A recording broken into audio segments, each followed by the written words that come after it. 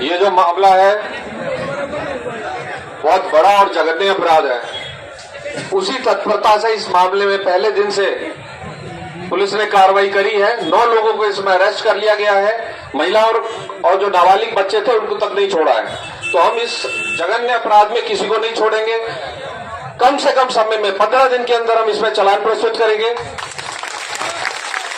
हम आश्वस्त करते हैं कि डेली इसकी तारीखें पड़ेंगी और इसमें सख्त से सख्त सजा दिलवाएंगे। हम इसमें फांसी की सजा दिलवाएंगे सबको।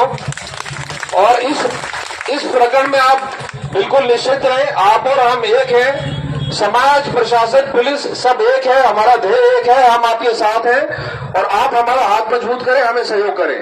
जय हिंद। बिल्कुल इसको केस ऑफिसर स्कीम पे हम लगाएंगे और डे टू डे इसकी मॉनिटरिंग होगी।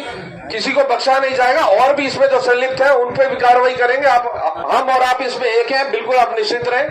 मेरा आपसे यही जो आग्रह है कि आप हमारा सहयोग करें, क्योंकि पोस्टमार्टम जितना लेट होगा वो साक्ष्य मिटेंगे और आरोपियों को फायदा मिलेगा। तो आप हमारा हेल्प करें, सहयोग करें। जय हिंद। इस बात पे आप लोग सहमत हो या नहीं हो? हम फांसी वाली मांग की बात पे सहमत है या नहीं है? अब दूसरी बात अब करेंगे। एक मैं जिला कलेक्टर से भी मांग करना चाहता हूँ और कलेक्टर साहब मैं कहना चाहता हूँ कि शायद हिंदुस्तान में ये प्रयोग किसी ने नहीं किया होगा, लेकिन आप एक प्रयोगधर्मी अधिकारी हैं। मुझे आज भी याद है पिछले साल 14 अगस्त को भिलवाड़ा के अंदर जब स्कूल के बच्चों को पूरे राज्य सरकार ने निर्णय करके वंदे मातरम, जनगण मन सहित 5 राष्ट्रभक्ति के गीत गाने के लिए कार्यक्रम आयोजित किया था। उस समय चक्कर आने से 15-20 बच्चियां नीचे गिर गई।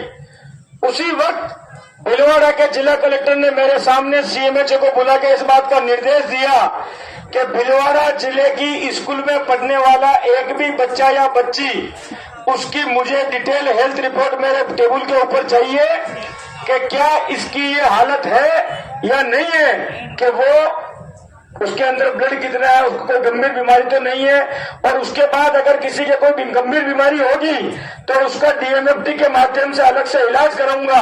और वो जो आपने प्रथा शुरू करी, आज मैं आपसे एक दूसरी प्रथा की मांग करता हूँ। और भगवान देवनारायण की सौगंध, ये मेरे मन में रास्ते में आते हुए विचार आया, मैंने इनको भी नहीं बताया अभी तक। तो हो सकता है ये क्या पता क्या कहे, लेकिन मैं मांग करता हूँ कि आज हमारी बहन और बेटियां जिनके साथ बलात्कार होता है, वो कई बार शर्म के मारे उनके साथ छेड़छाड़ की घटनाओं को पी जाती है और लोगों के सामने सार्वजनिक नहीं करती है कि मेरे साथ क्यों घटना घटी, क्योंकि कभी वो परिवार से डर जाती है, कभी वो लोगों से डर जाती है कि किसने क्या कहा क्या नहीं कहा। कल मुख्यमंत्री जी ने एक बहुत बड़ी बात कही कि राजस्थान के स्तर पर मंचलों के खिलाफ पुलिस को और प्रशासन को एक अभियान चलाना चाहिए। आज मैं आपसे कहता हूं, आप एक प्रयोग शुरू करिए, क्योंकि जो बच्चियां स्कूल जाती है, हम जब भी सुनते हैं तो बलात्कार की घटनाओं में फला स्कूल के वहां पर गैंगरेप हो गया, फला स्कूल के वहां पर छेड़छाड़ हो गई, फला बच्ची वहां पर गई उसके साथ हो गई। वो बहुत सी छेड़छाड़ की घटनाओं को पी जाती है। कई बार सामने वाला व्यक्ति बहुत प्रभावशाली होता है, कभी कभी किसी को संरक्षण मिला हुआ होता है, कभी वो खुद पैसे वाला होता है, कभी जाति की ऊंच नीच का सवाल होता है, तो वो बच्ची ना थाने में जा पाती है, ना अपने माँ बाप को एक बात कह पाती है। मैं आपसे कहना चाहता हूँ कि आप एक नई शुरुआत करोगे। हर जो स्कूल है बच्चियों की, लड़कियों की स्कूल, उसमें एक शिकायत पेटिका जिसका ताले की चाबी संबंधित थाने के अंदर हो, हर स्कूल के अंदर आप उस पेटी को रखवाओ और उसके ऊपर बच्चों को जागरूक करो कि बेटा अगर तुम्हें कोई छेड़ता है, चाहे वो स्कूल का अध्यापक ही क्यों नहीं हो, अगर कोई तुम्हारे साथ गलत व्यवहार करता है, कोई स्कूल से बाहर निकलते अंदर आते हुए तुम्हें मनचला छेड़ता है, तो तुम एक काम करना बेटा, वो चिट्ठी कलेक्टर के नाम पे लिख के उसको उस सीलबंद लिफाफे के अंदर डाल देना, जिसको पुलिस के अलावा कोई नहीं खोलेगा। और पुलिस ये सुनिश्चित करेगी कि जब तक जांच के बाद साबित नहीं हो जाता है कि दोषी कौन है, तब तक प्रार्थियों का नाम कभी जाहिर नहीं होगा। अगर आप ये शुरुआत करेंगे तो पूरे राजस्थान के लोग आपको इस बात के लिए याद करेंगे कि कल मुख्यमंत्री ने कहा, आज यहाँ पर 36 कौम के लोग बैठे हुए हैं और शायद सबके मन में ये भावना है कि हमारी बेटियां सुरक्षित रहनी चाहिए।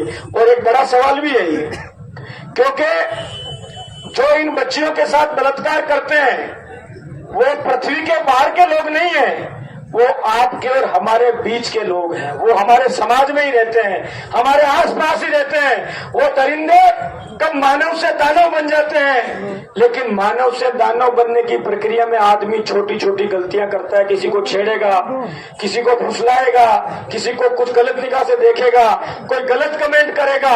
अगर बेटियां एक बार जागरूक हो गई और उन शिकायत पेटिकों के अंदर, आप जरूरी नहीं सब जगह एक साथ रखवाएं, क्रमबद्ध तरीके से आप रखवाना शुरू करें। और जिस तरह से एसपी साहब बीट कांस्टेबल लगाते हैं, उस तरह से उन स्कूलों के लिए एक कांस्टेबल रहे जिसकी जिम्मेदारी रहे कि उसको खोले और खोलने के बाद भी उस शिकायत को अपने थानाधिकारी और प्रशासन के अधिकारियों की जानकारी में लाके उसकी सत्यता को परख कर समय पर कार्रवाई कर दे। तो कई ऐसे मंचले हैं जिनकी समय पर पुलिस भड़ास निकाल देगी तो वो अपनी भड़ास कहीं और नहीं निकालेंगे और उनके कारण लोगों का जीवन खराब नहीं होगा। ये मांग कैसी है आप बताओ? ये करना चाहिए नहीं करना चाहिए? अब मैं आपसे पूछूंगा सर, ये करना चाहिए नहीं करना चाहिए? बहुत अच्छा सुझाव है और 15 अगस्त के पहले पहले सभी स्कूलों में ये बेटियां लगा दी जाएंगी। बहुत धन्यवाद। अब क्योंकि 5 मिनट हमारे समाज के हम लोग चर्चा करेंगे, मैं आपसे चाहूंगा कि आप लोग विराजें ताकि